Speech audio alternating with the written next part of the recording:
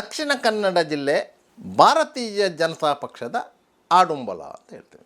ಒಂದು ಕಾಲದಲ್ಲಿ ಕಾಂಗ್ರೆಸ್ ಭದ್ರಕೋಟೆಯಾಗಿದ್ದಂತಹ ಈ ಜಿಲ್ಲೆಯನ್ನು ಬಿ ಜೆ ಪಿ ಆಳಲು ಆರಂಭವಾಗಿ ಹಲವು ದಶಕಗಳು ಕಳೆದಿದೆ. 1991ರಿಂದ ಇಂದಿನ ತನಕ ಬಿ ಜೆ ಪಿ ಸಂಸತ್ ಸದಸ್ಯರು ಇಲ್ಲಿಂದ ಆಯ್ಕೆಯಾಗುತ್ತಿದ್ದಾರೆ.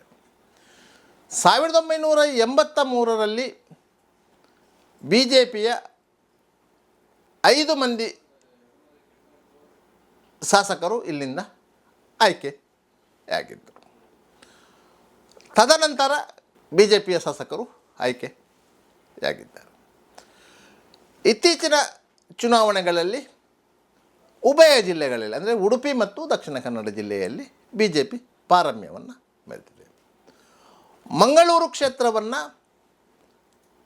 ಹೊರತುಪಡಿಸಿ ಉಳಿದ ಎಲ್ಲ ಕ್ಷೇತ್ರಗಳಲ್ಲೂ ಬಿ ಜೆ ಪಿ 2018ರ ಚುನಾವಣೆಯಲ್ಲಿ ಗೆದ್ದಿತ್ತು. ಆದರೆ 2023ರ ಚುನಾವಣೆಯಲ್ಲಿ ಪುತ್ತೂರು ವಿಧಾನಸಭಾ ಕ್ಷೇತ್ರವನ್ನು ಕಳೆದುಕೊಂಡಿತು. ಈ ಕ್ಷೇತ್ರದಲ್ಲಿ ಕಾಂಗ್ರೆಸ್ಸಿನ ಅಶೋಕ್ ಕುಮಾರ್ ರೈ ಅವರು ಗೆಲುವು ಸಾಧಿಸಿದರು.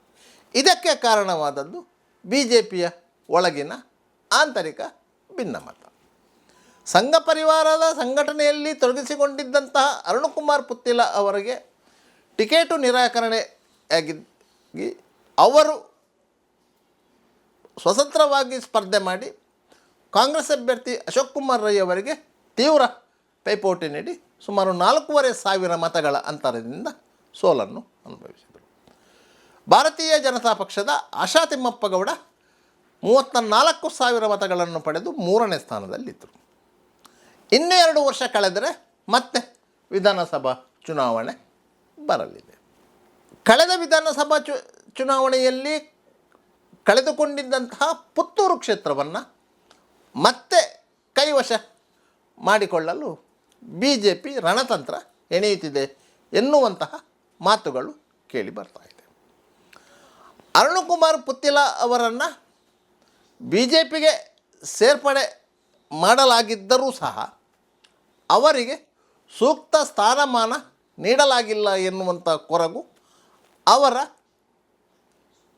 ಅಭಿಮಾನಿಗಳಲ್ಲಿದೆ. ಪುತ್ತಿಲ ಪರಿವಾರ ಇವತ್ತಿಗೂ ಸ್ವತಂತ್ರವಾಗಿ ಒಂದು ಸಂಘಟಿತ ಯುವ ಪಡೆ. ಆದ್ದರಿಂದ ಮುಂದಿನ ಚುನಾವಣೆಯಲ್ಲಿ ಅರುಣಕುಮಾರ್ ಪುತ್ತಿಲ ಅವರಿಗೆ ಟಿಕೆಟು ನೀಡದಿದ್ದರೆ ಅವರು ಪಕ್ಷೇತರರಾಗಿ ಕಳೆದ ಚುನಾವಣೆಯಂತೆಯೇ ಸ್ಪರ್ಧೆ ಮಾಡುವುದು ಸಹಜ. ಅದಕ್ಕೆ ಪ್ರತಿಯಾಗಿ ಭಾರತೀಯ ಜನತಾ ಪಕ್ಷ ಒಂದು ಪ್ರತಿತಂತ್ರ ಹೆಣೆದಿದೆ ಎನ್ನುವಂಥ ಮಾತುಗಳು ಇದೆ. ಕಳೆದ ಲೋಕಸಭಾ ಚುನಾವಣೆಯಲ್ಲಿ ಮಂಗಳೂರು ಲೋಕಸಭಾ ಕ್ಷೇತ್ರದ ಹಾಲಿ ಸಂಸದರಾಗಿದ್ದಂತಹ ನಳಿನ್ ಕುಮಾರ್ ಕಟೀಲ್ ಅವರಿಗೆ ಟಿಕೆಟ್ ನಿರಾಕರಣೆಯಾಗಿತ್ತು. ಬ್ರಿಜೇಶ್ ಚೌಟರಿಗೆ ಅವಕಾಶ ಸಿಕ್ಕಿತ್ತು. ಅವರು ಗೆದ್ದು ಸಂಸದರಾಗಿದ್ದರು. ನಳಿನ್ ಕುಮಾರ್ ಕಟೀಲ್ ಅವರು ತದನಂತರ ಪಕ್ಷದ ಚಟುವಟಿಕೆಗಳಲ್ಲಿ ಸಕ್ರಿಯರಾಗಿದ್ದರು, ಧಾರ್ಮಿಕ ಚಟುವಟಿಕೆಗಳಲ್ಲಿ ಸಕ್ರಿಯರಾಗಿದ್ದಾರೆ. ಅವರು ಪುತ್ತೂರು ತಾಲೂಕಿನವರೇ. ಅಲ್ಲಿಂದಲೇ ಸಂಘದ ಚಟುವಟಿಕೆಗಳಲ್ಲಿ ಭಾಗಿಯಾಗಿ ರಾಜಕೀಯ ಪ್ರವೇಶ ಪಡೆದವರು. ಅವರನ್ನು ಪುತ್ತೂರು ವಿಧಾನಸಭಾ ಕ್ಷೇತ್ರಕ್ಕೆ ಅಭ್ಯರ್ಥಿಯನ್ನಾಗಿ ಪರಿಗಣಿಸಲಾಗುತ್ತದೆ ಎನ್ನುವಂಥ ಮಾಹಿತಿಗಳು ಇತ್ತು. ಆದರೆ ಅವರಿಗೆ ಆ ಉತ್ಸಾಹ ಇದ್ದಂತೆ ಇಲ್ಲ. ಅದಕ್ಕಾಗಿ ಬಿ ಜೆ ಪಿಯ ಪ್ರಮುಖರು ಮತ್ತೊಂದು ಅಸ್ತ್ರವನ್ನು ಶೋಧ ಮಾಡಿ ಇಟ್ಟಿದ್ದಾರೆ. ಅವರೇ ರಾಜ್ಯ ಹೈಕೋರ್ಟಿನ ಹಿರಿಯ ನ್ಯಾಯವಾದಿ ಅರುಣ್ ಶ್ಯಾಮ್.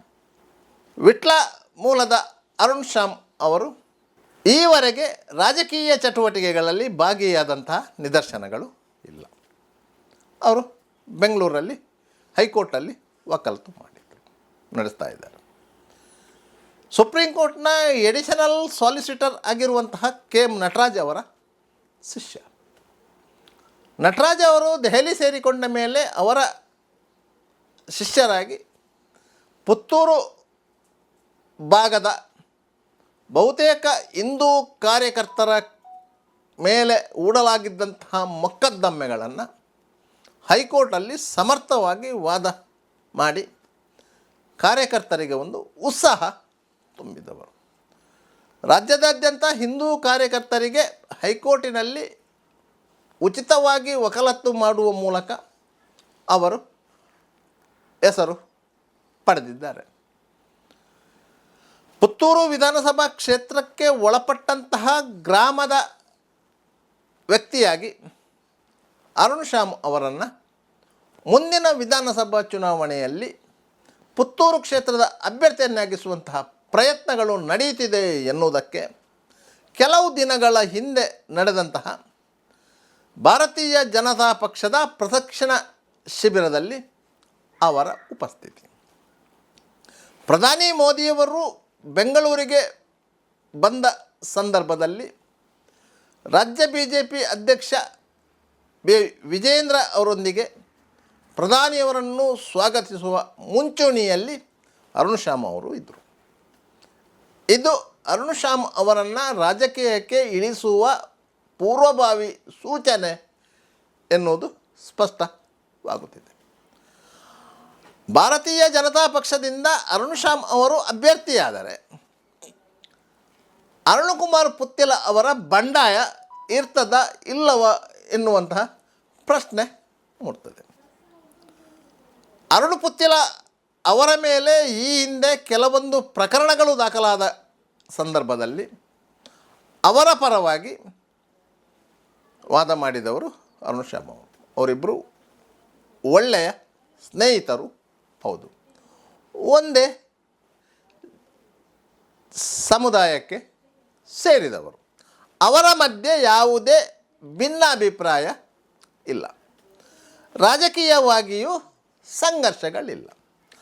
ಆದ್ದರಿಂದ ಅರುಣ್ ಶ್ಯಾಮ್ ಅವರನ್ನು ಪುತ್ತೂರು ವಿಧಾನಸಭಾ ಕ್ಷೇತ್ರದಲ್ಲಿ ಅಭ್ಯರ್ಥಿಯನ್ನಾಗಿಸಿದರೆ ಅರುಣಕುಮಾರ್ ಪುತ್ತಿಲ ಅವರ ಬಂಡಾಯವನ್ನು ಶಮನ ಮಾಡಿದಾಗೂ ಆಗ್ತದೆ ಮತ್ತು ಭಾರತೀಯ ಜನತಾ ಪಕ್ಷವನ್ನು ಅಖಂಡವಾಗಿ ಬೆಂಬಲಿಸುತ್ತಿರುವಂತಹ ಹಿಂದೂ ಸಂಘಟನೆಗಳ ಯುವಕರಿಗೆ ಒಂದು ಸ್ಪಷ್ಟ ಮೆಸೇಜ್ ನೀಡಿದಾಗ ಆಗ್ತದೆ, ಮತ್ತೊಂದು ನಾಯಕತ್ವವನ್ನು ಬೆಳೆಸಿದಾಗ ಆಗ್ತದೆ ಎನ್ನುವಂತಹ ಲೆಕ್ಕಾಚಾರದಲ್ಲಿ BJP ಮುಂದಡಿ ಇಟ್ಟಿದೆ ಎನ್ನುವುದಂತೂ ಸ್ಪಷ್ಟ ಆಗುತ್ತಿದೆ.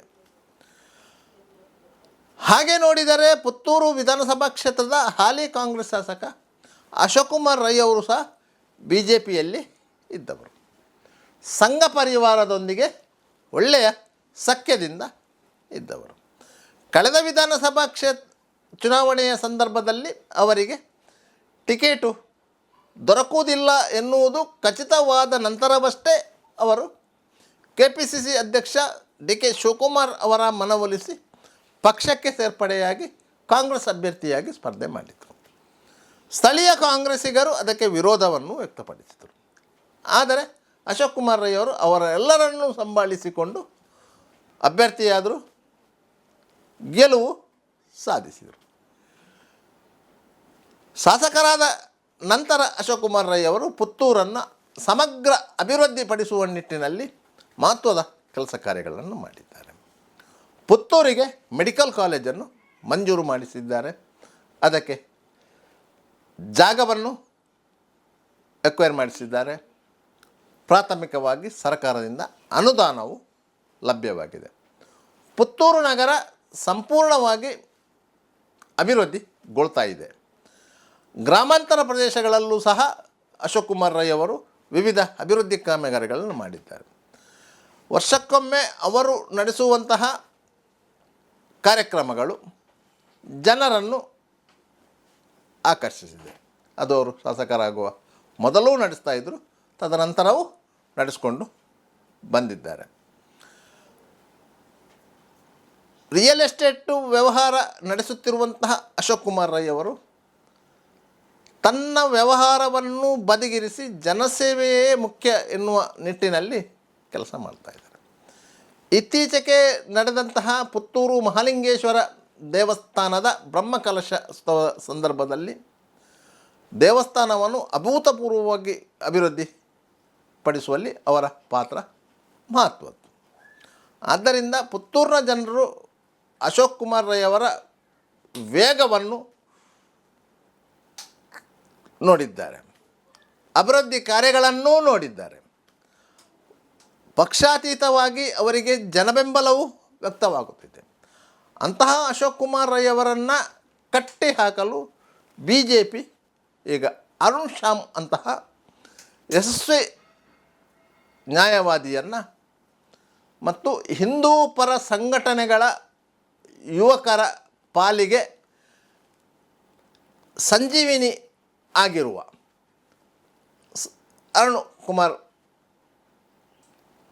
ಅರುಣ್ ಶ್ಯಾಮ್ ಅವರನ್ನು ಕಣಕ್ಕಿಳಿಸುವುದು ಬಹುತೇಕ ಖಚಿತವಾಗಿದೆ. ಅರುಣ್ ಶ್ಯಾಮ್ ಕಣಕ್ಕೆ ಇಳಿದರೆ ಪುತ್ತಿಲ ಅವರು ಸೈಲೆಂಟ್ ಆಗಬಹುದು ಎನ್ನುವಂಥ ನಿರೀಕ್ಷೆ ಬಿ ಜೆ ಪಿ ಪರಿವಾರಕ್ಕೆ ಇದೆ.